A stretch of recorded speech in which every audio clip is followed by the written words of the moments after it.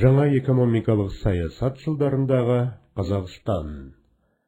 Құрметті оқушылар, бүгінгі сабақта жаңа экономикалық саясатқа көшудің қажеттілігі және жер-су реформасының жүргізілуі, нәтижесінде қазақ жерлері қайтарылып беріліп, жаңа экономикалық саясаттың қиыншылықтары және оның жетістіктері қандай болғандығына тоқталамыз. Азамат соғысы аяқталғаннан кейін халық шаруашылығының барлық саласы құлдырады. Ең бастысы, азамат соғысы жылдарында жүргізілген әскери коммунизм саясаты сәтсіздікке ұшырады. Яғни азық-түлік отрядтары шаруалардан тек артылғанын ғана емес, қайткен күнде де астықты алуға мәжбүр болды. Сондықтан азық-түлік салғырты мен еңбекті соғыс жағдайына бейімдеу, төтенше шараларды іске асыру үшін әкімшіл тәсілдер жүзеге асырды. Азық-түлік неғұрлым көп және қатал әдістермен жиналғандықтан, Қостанай, Орал, Семей, Шымкент уездерінде шаруалардың кеңес үкіметіне қарсы шығуына әкелді. Партияның 10-шы съезінде жаңа экономикалық саясатқа 1921 жылы наурызда көшіп, салғыртты заттай салықпен ауыстыру туралы шешім қабылданды. Сөйтіп әскери коммунизм кезеңінде енгізілген еңбек міндеткерлігі мен еңбекке жұмылдыру жойылды. Ал Қазақстанда жаңа экономикалық саясатты іске асыру 1921 жылғы Қазақ АКСР орталық атқару комитетінің азық-түлік салығына көшу туралы шешімі негізінде жүргізілді. Яғни жаңа экономикалық саясаттың басты ерекшелігі бұдан былай жерді жалға беруге және алуға, жалдамалы еңбекті қолдануға, жеке саудаға рұқсат етілді. Сөйтіп шаруалар артық өнімдерін қалаларға апарып сатып, тұрмыс жағдайын түзеуге мүмкіндік алды. Ал 1924 жылдан бастап салықтың тек ақшалай түрі енгізілді. Жаңа экономикалық саясатты іске асыру барысында мынандай қиыншылықтар да кездесті. Мәселен, қуаңшылық болуынан егістік шықпады. Малға азық болмай қырыла бастады. Сондай-ақ 1921 жылы Еділ өзені бойында, солтүстік және батыс Қазақстанда, Орал, Орынбор, Ақтөбе, Бөкей, Қостанай губернияларында да күшті қуаңшылықтың себебінен адам шығыны көп болды. Яғни республикада 2,3 миллион адам аштыққа ұшырады. Ендігі жерде жаңа экономикалық саясатқа көшуге байланысты Қазақстанда 1921-1922 жылдары жер-су реформасы жүргізіліп, патша өкіметі тартып алынған жерлер қазақ еңбекшілеріне қайтарылып берілді. Мәселен, 1921 жылы ақпан айында жер-су реформасы Түркістанның көптеген аудандарында, оның ішінде Алматы, Қапал, Шымкент, Әулиеата уездерінде жүргізіледі. Жер-су реформаларын жүзеге асыру үшін қосшы одағы құрылды.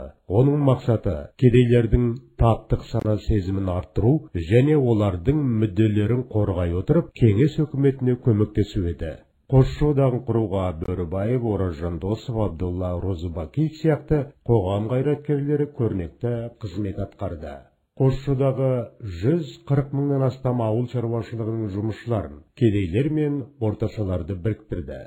Ал 1921 жылы наурызда Жетісуда 17 мыңнан астам мүшесі бар Қосшы одағының 99 ұясы жұмыс істеді. Қазақстан еңбекшілері жаңа экономикалық саясат жылдарында халық шаруашылығын қалпына келтіру барысында біраз табыстарға жетті. Мәселен, бүкіл одақтық маңызы бар Оралы Ембі мұнай тресінің маңызы зор болды. Сондай-ақ Алтын Руда, Атбасар түсті металл, Алтай Қазақ полиметалл трестері құрылды. Сонымен бірге 1925 жылы 46 мың кедей және әл-ауқаты кем шаруашылық мемлекеттен қарыз алды. Жаңа құрылысқа көше отырып, кеңестердің жұмысы нығайтылды. Қазақ АКСР орталық атқару комитетінің тұңғыш төрағасы Сейтқали Меңдешев, орынбасары Әліби Жангелдин, ішкі істер халық комиссары Айтиев және басқалары кеңестердің жұмысына елеулі еңбек сіңірді.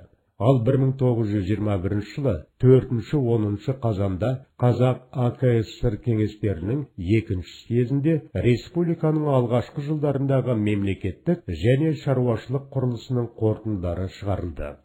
Осыған орай 1922 жылы кеңестер сайлауы болып, Бөкей, Орал, Ақтөбе, Семей губернияларында болыстық атқару комитеттерінің сайлауы өтті. ендігі жерде бұқара арасындағы саяси жұмыс жүргізу мақсатында қызыл керуен және жылжымалы қызыл отау сияқты жұмыстың түрлері пайдаланылды. Қазақ АКСР орталық атқару комитетінің тұңғыш қызыл керуені 1922 жылы Әліби Жангелдиннің басқаруымен ел аралауға шығып, Орынбор мен Семей аралығындағы 26 болыстың 37 ауылында, сондай-ақ Екібастұз бен Спасск зауытында болды. Сонымен бүгінгі сабақты қорытындылай келгенде, жаңа экономикалық саясаттың қиыншылықтары мен ерекшеліктері мынандай. Әлі де болса, өндіргіш күштерді дамыту нашар жүрді. Ауыр өнеркәсіп ошақтары болмады. Шикізат өндіру жетекші орын алды. Табиғи пайдалы қазбалар, жер қойнауы жете зерттелмеді. Алайда Қазақстанда жаңа экономикалық саясат негізінде өнеркәсіпті қалпына келтіру 1925 жылы аяқталмай қалды, және ол жалпы одақтағы деңгейден едәуір төмен болды. Нарықтық қатынастардың нығаюына қарай салық төлеудің заттай және ақшалай аралас түрлері енгізілді. Салықтан жиналған қаражаттар қорғаныс ісіне, халық ағартуды дамытуға, ауыл шаруашылығына қолдау көрсетуге, ірі өнеркәсіпті дамытуға жұмсалды.